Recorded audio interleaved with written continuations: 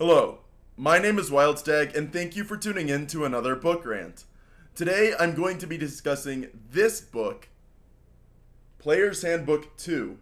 This is from 4th edition D&D.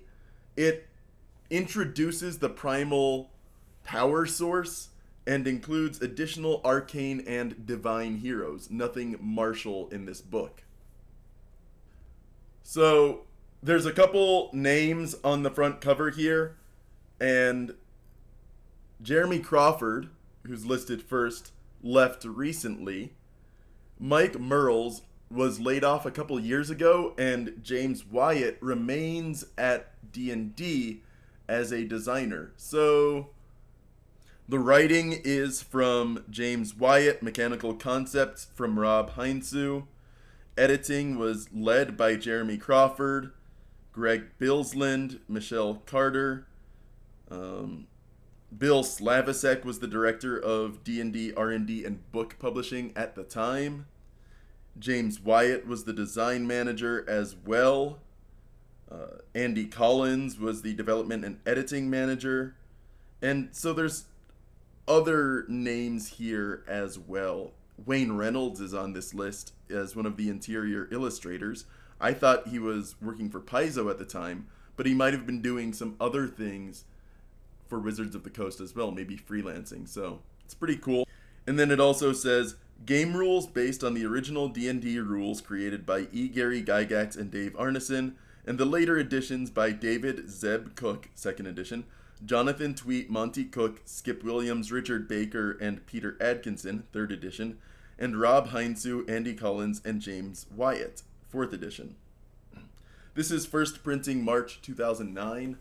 I think I picked this up late 2010 or mid 2010. I don't remember having this when I was a junior, but I remember being very eager to play 4th edition back when I was a senior.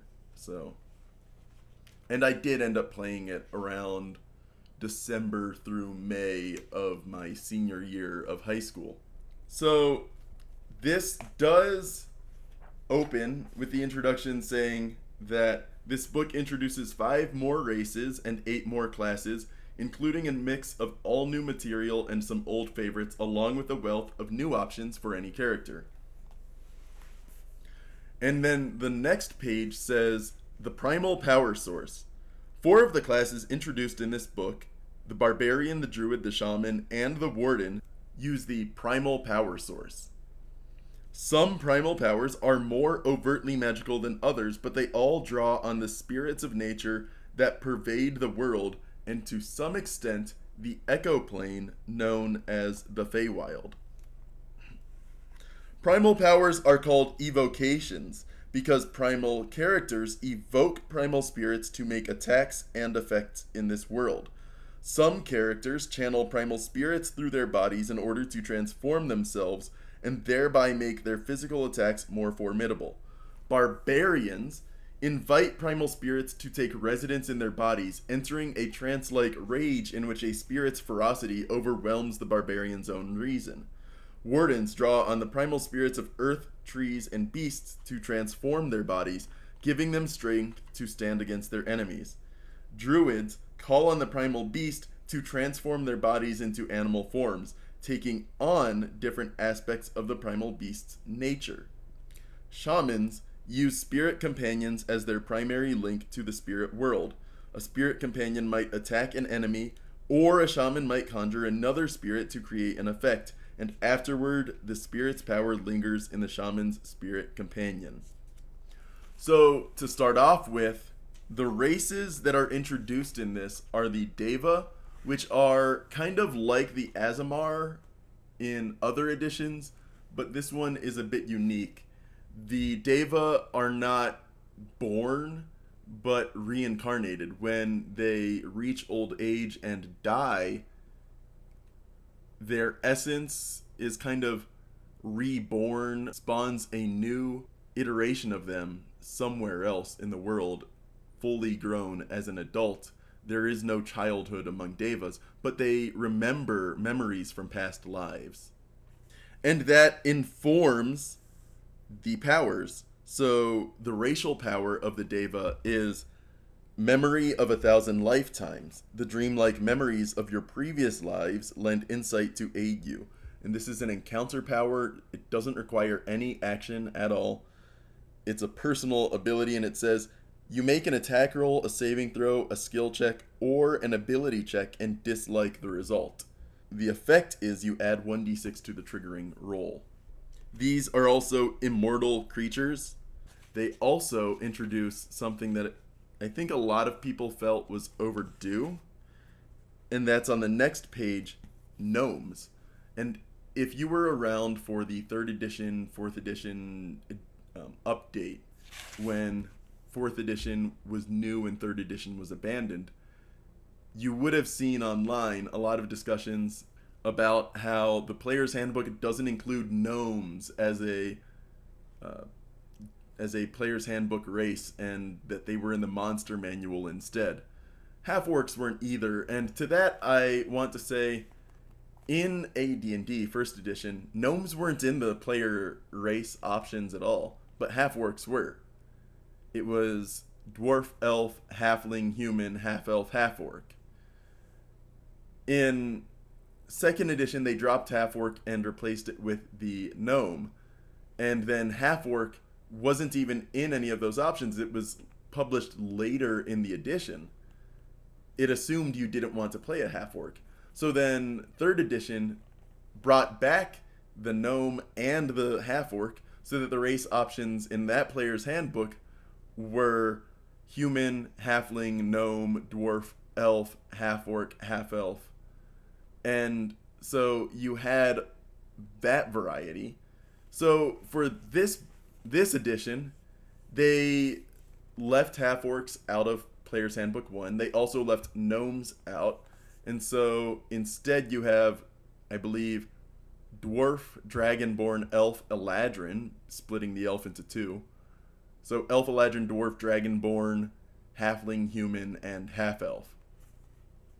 And tiefling?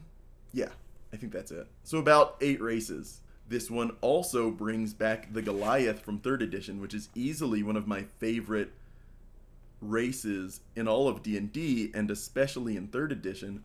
I don't like what they did in 4th edition to the Goliaths, and I don't like how they have been changed from Races of Stone, where they debuted, through the years. They debuted in, 2005.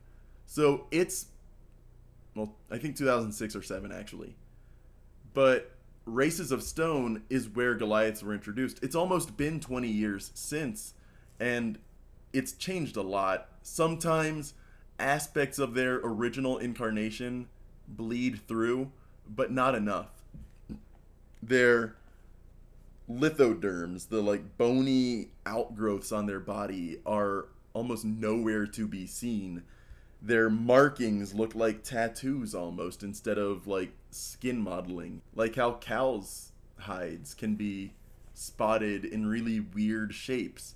So that's what the Goliath skin was supposed to be, was that it was supposed to be white with black markings on it, and the black markings would be arcane and unusual in design. In 4th edition art and moving into 5th edition, they started looking more like tattoos, including the artwork of the, I want to say it's the Epic Destiny in this book, where the Goliath actually looks more like they've got tattoos. It might be Primal Power I'm thinking of, but instead of black on white, it's bluish markings all over the place. So Goliaths, I don't like the way they show up in 4th edition, but I can see where 5th edition's evolution of them comes from. They get Stone's Endurance, a minor action as a personal action. You gain resist 5 to all damage until the end of your next turn, and that improves at level 11 to resist 10 to all damage, and to resist 15 at level 21. And that is a pretty good ability, but in 5th edition they use it to say, oh well, that's the stone giant lineage of Goliaths. Here are some other abilities. And that's the part I don't like about Goliaths, is that they make them giantkin, but that's neither here nor there. That's not 4th edition at all. What is cool is that they get a +1 racial bonus to their will defense. You would think being a big race, they get +1 fortitude, but they already get that because their ability scores are +2 strength and +2 constitution, which means from those ability scores, they automatically get a +1 to their fortitude defense. Half orcs are also introduced in this one. They get +2 strength, +2 dexterity, and Furious Assault. As a free action, when they hit an enemy, it deals an extra weapon damage if it's a weapon attack, or an extra 1d8 if it isn't a weapon attack. There's the Shifter, which is the werewolf descended or the lycanthrope descended race from Eberron. Now, it also introduces some Paragon paths that were not in the player's handbook. These are Paragon paths, something you take from level 11 through 20, and they are these ones in player's handbook 2 are race based. So you have ones for the races introduced in this book, as well as ones introduced in the first book, player's handbook 1. Scion of Arcosia is one like that, where they gain wings, they can change their breath weapon into different damage types. They get an at-will ability at level 12 where they can fly a number of squares equal to their speed. They have to land at the end of this movement, but at level 16 they gain an overland flight with a speed of 12, which means they don't necessarily need to do that. Their at-will has really evolved into a greater speed. Stone Blessed for the Goliath. Stone Blessed was actually a prestige class, a 3-level prestige class in 3rd edition. So they're reusing the name in 4th edition, but as a Paragon path, a 10-level progression. So their melee reach increases by 1 at level 11, which is really cool. Now, some of these classes I have never seen played. I haven't played, whether at a table with or GM'd for, an Avenger or a Bard, but I do like the Avenger is kind of like an Inquisitor in Pathfinder 1st editions. They are a similar role.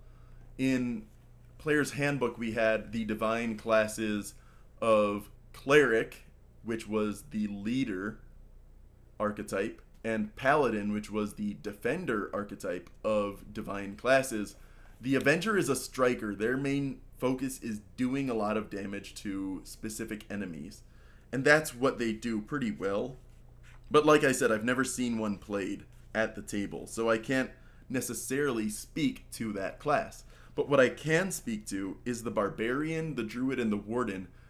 I've never played a Barbarian, but one of my players in my 4th edition game is a Barbarian.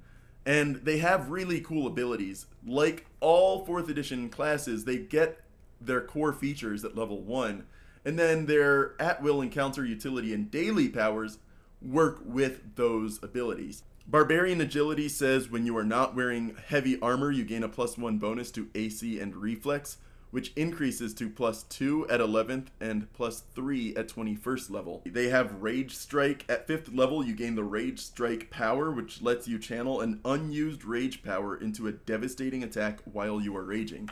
You get that at level 5 because you only have 1 daily power until then. When you have that second daily power, then you can use that additional rage to attack people with. Using Rage Strike is an alternative to using a second rage power in a climactic battle. It gives you the damage output of a daily power without forcing you to enter a different rage. And at 5th level, and this is really kind of funny, at 1st level, it has a progression option despite not being able to use Rage Strike at 1st level at all. It says, you must be raging and have at least 1 unused Barbarian Rage power. Well, you can't do that at level 1. But, hypothetically, if you could access it at level 1, you would have 3 weapon die plus strength modifier. Instead, at 5th level, what you get is 4 weapon die.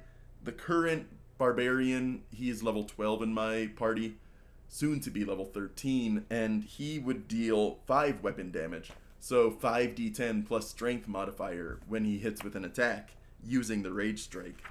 He also gets Rampage, which is once per round when you score a critical hit with a barbarian attack power, you may immediately make a melee basic attack as a free action. You do not have to attack the same target that you scored a critical hit against. And this is one of the things that makes the barbarian so good, is that once they hit that crit, they can do damage to someone else, while they're also dealing big damage with things like Rage Strike or just their rages in general. So this player ended up taking a option for the barbarian that debuted in Primal Power, so I'm not going to go too much into detail about how he plays, but he tends to hit multiple creatures on his turn, and then depending on how the flow of battle is going, he's hitting additional people out of turn, he's moving around the battlefield. The barbarian specializes in staying alive and doing a lot of damage and moving attacks around between a lot of people, distracting them. It's almost like a defender in a way. You're doing so much damage to so many different targets that they're going to target you because you are being that much of a bother. The barbarian is the primal power sourced striker in 4th edition, and druid, which comes up after that, is the controller. Now, remember, a controller is someone that does crowd control. It's in the word. What they're doing is they're creating effects that hinder the movement of the enemy. And because 4th edition is a tactical, grid-based game, the control aspect of a battlefield is important in this game. So, looking at it, you have abilities like Chill Wind, a burst 1 within 10 squares, so it affects a 3x3.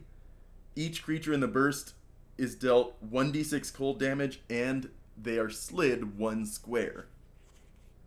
Thorn Whip is an at-will, which shows up as a cantrip in 5th edition. What that one does is it's a ranged 10, so it can hit 50 feet away. It hits Wisdom versus Fortitude, and then if it hits, it deals 1d8 plus Wisdom modifier damage, and then the target is pulled 2 squares. Really cool ability. A lot of the daily powers of the druid, at least in Player's Handbook 2, are beast form abilities. They end up using their wild shape a lot. But there are some options that don't, such as Wall of Thorns at level 5. You conjure a wall of thorny writhing vines. The wall can be up to 4 squares high, 20 feet, and must be on a solid surface, and it lasts until the end of your next turn. The wall provides cover. Line of sight is blocked unless they are adjacent to the square. And entering a wall square costs 3 squares of movement. So it's not just difficult terrain, which costs 2. This costs 3 squares of movement. It also means that if someone is slowed, which means they can only move 10 feet, then they can't use their move to actually go through the wall unless they use a double move, which is a really cool hindrance. If a creature enters the wall's space or starts its turn there, that creature takes 1d10 plus your wisdom modifier damage, and ongoing 5 damage, save ends. And you can sustain this as a minor action for additional turns. And what you can do is, like, you can cut off certain enemies. So maybe you want to protect the druid and the cleric, so you put up this wall, and it makes it so that your defender and your striker are hitting some foes. Meanwhile, your cleric and druid are more protected while doing the things they need to do. Or maybe, the caster is over on the right side of the room and the archers are on the left side. Well, put it up right down the middle of the room, and now you're affecting the battlefield so that the casters are isolated from the people defending them. Now, I don't know why you would necessarily plan a room that way, but you can space the wall to cover it so you can exclude certain people from the fight until they get through the wall, and that's going to hurt. So, it's a pretty cool ability. The druid in general just gets abilities like that, or Baleful Polymorph at level 15. The target is stunned and then assumes the form of a tiny natural beast or fey beast. As a minor action, you can end the effect, which makes the target subject to the after effect being damage. I've never seen an invoker played. Invokers are divine controllers. So like I said, we had the paladin, which is the divine defender, the cleric, which is the divine leader. We had the avenger earlier in this book, which is the divine striker, and now the invoker, who is the divine controller. I've never seen this one played, so I'm not going to comment too much on it either. But what I have really enjoyed is the Warden, which is something I've always loved playing. And the Warden is something new to 4th edition that you see frequently cited when people talk about the things they wish were in 5th edition that had been introduced in 4th edition. Now, 5th edition isn't as tactically minded, so the Warden and Warlord aren't really applicable in the same way. And some will say that the Battle Master in 5th edition kind of does the same things that you want the Warlord to be doing. Not quite, but it's as close as you're going to get.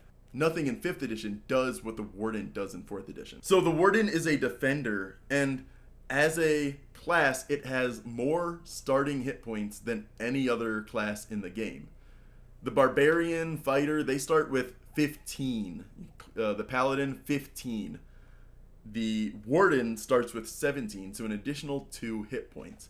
But what that means is if you have a Constitution score of 18 as a Warden, you can start with 35 hit points. If you take the Toughness feat, you can start with 40 hit points at level 1, which is you're like a behemoth, a walking mass of flesh on the battlefield. You have high defense, you get a +1 fortitude and +1 will. So again, you're kind of building this out of a Goliath, which is designed almost for the Warden role, and they get the +2 strength and constitution, so they're guaranteed a +1 in their fortitude, and they get the +1 will from their race, and then Warden gives +1 fortitude and will, so you're getting a bonus to those 2 defenses. You are going to be having a lower reflex, but your fortitude and will are going to be higher. And what these Wardens do is they're sticky in a weird way. So like Warden's Fury, an enemy marked by you makes an attack that doesn't include you as a target. And then the triggering foe is then hit by you, and the target grants combat advantage to you and your allies until the end of your next turn. So they're not hitting you? Cool. You get a free attack on them, and everyone else, when they attack, gets that +2 bonus from combat advantage. Or the other feature, Warden's Grasp, you burst 5, so every square within 5 feet of you is affected. A single enemy marked by you that is within 5 squares of you makes an attack that does not include you as a target. Well, the effect is you move them 1 square. The target is slowed, so 10 feet, and they cannot shift until the end of their next turn. A shift is the only way to move 5 feet out of someone's threatening range without provoking attacks of opportunity. So they cannot shift, so if they want to move away, they have to provoke attacks of opportunity. Their movement is slowed down to 10 feet, and you've moved them away from being able to endanger your allies, or have maybe moved them from in range of your leader, maybe the cleric with less hit points, to the barbarian who wants to hurt them hard. A couple of additional things you do. Thorn Strike, melee 2, which means your reach is 10 feet for this, and when you hit them, strength versus AC, you deal weapon damage and then you pull them 1 square. So now it's kind of like Thorn Whip, but for melee characters, which again makes sense. That's a controller's at will compared to a defender's at will. But someone that isn't in melee range of you can now be pulled into melee range of you, which is a really good ability. Overall, Player's Handbook 2 has the primal source is just a fantastic thing. I really like nature-themed options in role-playing games, and this satisfies that itch. And I do like that it introduces those races. The gnome, Goliath, and half-orc are ones I do like being in D&D. Like I said, I'm not the biggest fan of the iteration of Goliaths that we get in 4th edition, but the fact that they even made it to the second player's handbook is still really good in my eyes. So, the player's handbook I paid $35 for. It was a couple months allowance to buy it, but I'm really glad I did, and it has easily my favorite class option in all of D&D across all editions. So, yeah, I got my money's worth out of it. If you are playing 4th edition, you probably already have this book, so you probably have some stories to tell. If you haven't played 4th edition, I recommend picking this book up in addition to the player's handbook because it provides some really cool options for your table. So, yeah. My name is Wildstag, and thank you for tuning in to another book rant.